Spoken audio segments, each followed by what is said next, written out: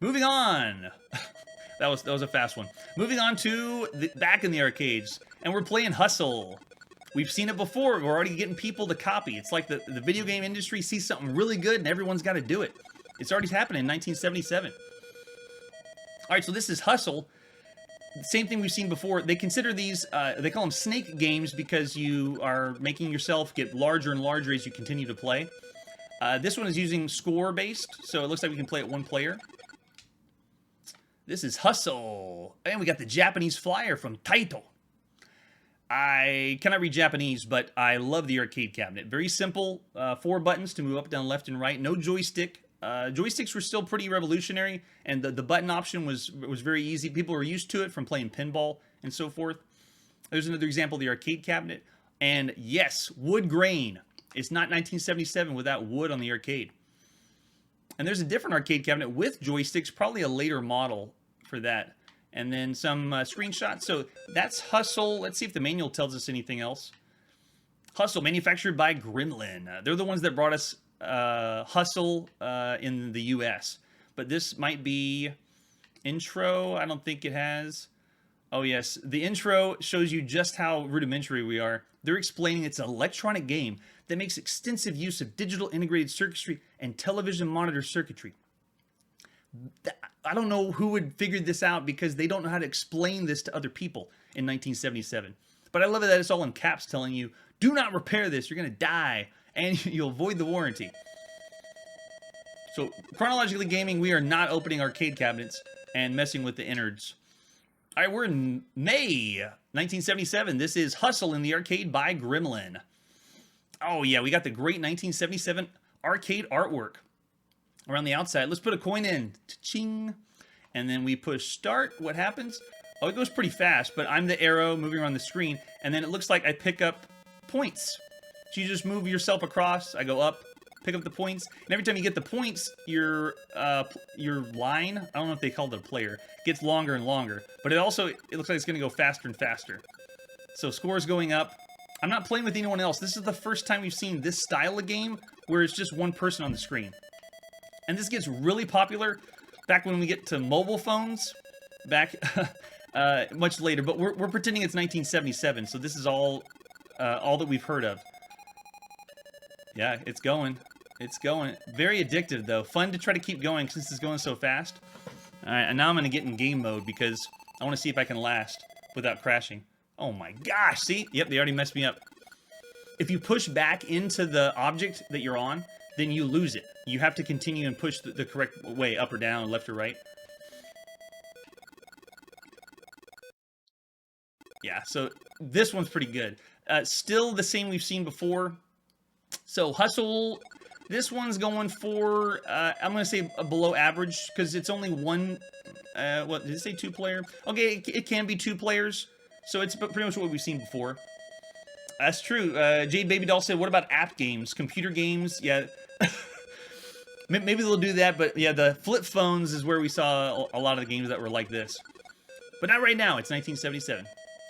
Let's give it an average of 3. We've seen it before. This is the huge for 1977 in the arcades. Let's move on to our next game. Today it's Sprint 8. Still in 1977 in the arcades. Let's take a look at the artwork for Sprint 8. Oh yeah, Sprint 8 means 8-player driving game. Look at all the wheels. You're going to fit 8 people around that arcade cabinet with pedals. So cool. So there's our arcade cabinet. Pretty bad picture of it. There's a close-up of how it looks. You get the pedals to drive and wheels, but the whole thing's from a top-down perspective. All you have is a drive and brake. We've seen driving games with gear shifts. This one doesn't. And there's a screenshot. It's a top-down view so everyone can see all their players. We don't have a manual for it, but we do have another version of it called Tag and Chase, but it's the same game. Sprint 8 Tag and Chase. Let's check it out. We're still in May. This is May 1977. Sprint 8 by Atari in the arcade. There we go. So this is a top-down racing game. This one is being programmed for color. We're still seeing arcade games that are black and white. And this one's programming individual cars for the color. Flashy. Looks pretty good. Let's see what the controls are for this. We have just the, okay, track select. and then button 1 and button 2. So that's the drive and brake. Let's see if we have computer players to play with this. So let's put a coin in. I put 1 coin in, and then it says push the map we want. Okay, so let's do a simple one, just the round that starts there. And then we take off, and oh my gosh, my car's already spinning out of control. Oh yeah, the wheel needs to be configured. It's going nuts. Hold on. Yeah, the speed is going off the charts here. But basically, it's emulating the wheel as turning so fast, I can't even control it. Okay, let's try that. Can I go? Yeah. All right, now I am the red car. The one who's obviously way far behind than everybody else. But now I'm... Oh, man, it goes fast. But I'm going around the track. I tried to make it a simple one because I didn't know what to expect. And if we had 8 people, then they would be able to take over. But this is actually good. Every other game we've seen had... you needed 8 people to play. They didn't program a computer for it. So that's one up for Indy 8. And it looks like we can't crash either. We've seen games where you could crash to the other cars. We just go right through them on this one. Alright, so the wheel is configured correctly. I can't believe how fast it accelerates. I'm pretending like I'm pushing on the pedal at the bottom. And if you just keep pushing on the pedal, it just continues to go faster and faster. Oh, but it would have been great in the arcades in the 70s. Especially with the crashing sounds. Cool. That's Sprint 8. Very good. All right. I'm still thinking average for 1977. Since it's 8 people, though, well, I can give it a notch above, 3.5. That's pretty good. Looking good. Looking good. And it's by Atari. Gotta love Atari. All right, let's move on to our next game. This is Drag Race. We are still in 1977. Let's check out the artwork for Drag Race. Oh yeah, Atari knows how to sell it. New 1 or 2 player action, 4-speed shift, real tachometer, complete with red line, zone measures RPMs. Now they're speaking my language. It's car language. Then they go into operator names, so it doesn't follow me there. But here's our arcade cabinet. We got a steering wheel, and we got the pedal, and it looks like the screen's a side view, which we haven't seen for a driving game. We have seen first person, and we've seen the top down, but not this perspective. So it looks like we got 4 gears we can shift, we got an accelerate, and we can move up and down. This will be interesting. It looks like we got more buttons for it, but game's only programmed to be in black and white. The reason we're seeing color is because they had some red screen or yellow screen over the top to make it look a little flashy. Let's see what the manual is. This is Drag Race. Don't be confused. Key Games is just Atari. It is not Key... Well, it's a subsidiary, but Key Games is Atari. Here's the operation and service manual for Drag Race, 1977. So for instructions, looks like... Oh, there we go.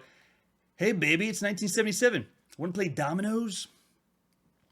Here's how you set up your arcade cabinet of Drag Race in the arcade. And then, okay, they're going through... This manual is going through how to set up the arcade cabinet. So no help there on how to play. Let's see what Drag Race is like. This is June 1st, 1977. This is Drag Race in the arcades by Atari. And we got the full gamut. So they gave us all the artwork. We got the marquee, everything you would see for the arcade cabinet, plus the dials, and just like they advertised, the RPM meter like you're driving a car with the gear shifters. And if you notice, they have instructions on the side. One of the things that Nolan Bushnell, who created Atari and Pong, said... We need to make these games so simple there are no instructions displayed on the side. And that's how they invented Pong. They wanted something really simple you could just pick up and go.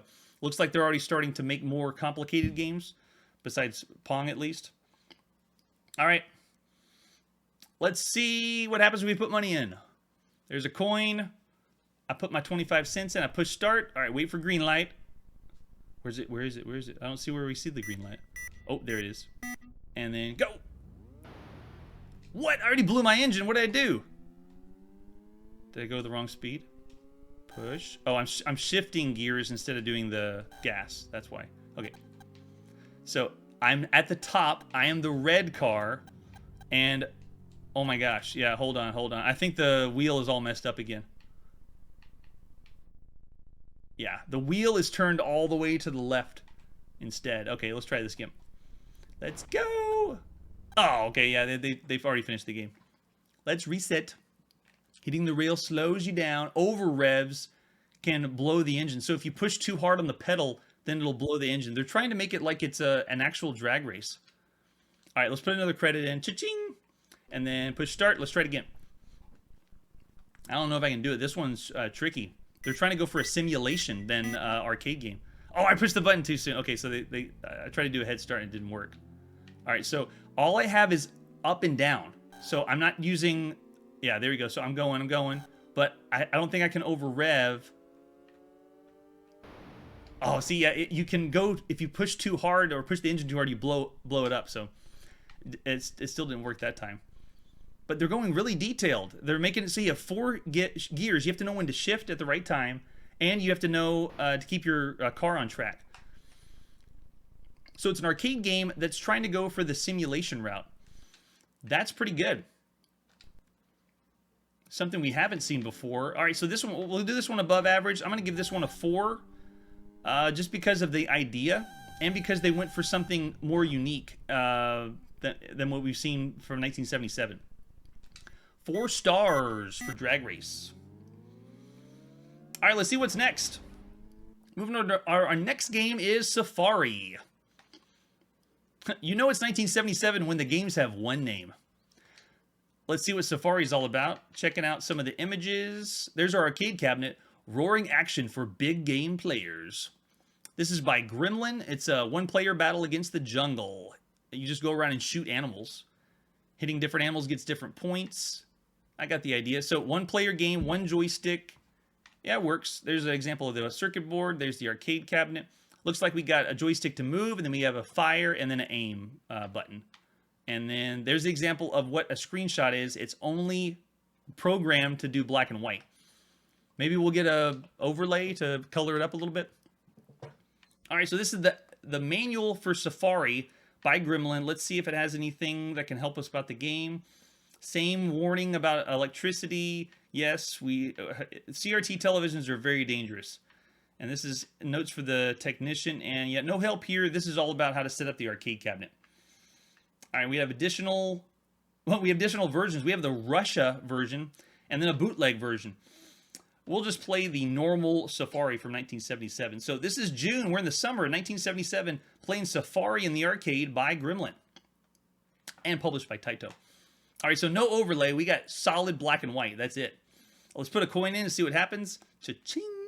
And then I am now moving the Safari Man, which is a giant sprite, by the way. Or a giant character they made out of it. And then can I shoot? Yeah. Wait, the snake is not dying. Okay, there, it did die. And then I can aim my gun up and down. Oh, no.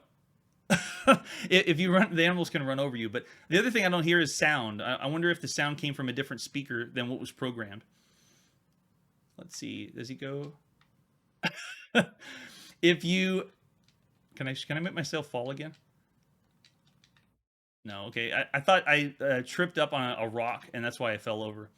But the only thing I'm able to shoot right now are snakes. That's the easy one. How do I aim? Can I switch my gun up? Let's see what the controls are. Aim up, aim down. Oh, I see. Okay, so we do aim up, aim down. Got it. And you just go around as a Safari person and shoot animals. I'd consider this to be not something revolutionary because we saw the gunfight game and it was more fun to play where you're shooting other people. And we've seen first-person shooting gun games. So it's got a good idea. Plus, we didn't see all the overlays. So I'm going to give this one a below average. Let's give this one a 2. If 2 sounds good.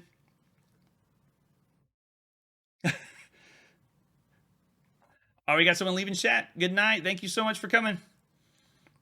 All right, that's a 2-star for Safari.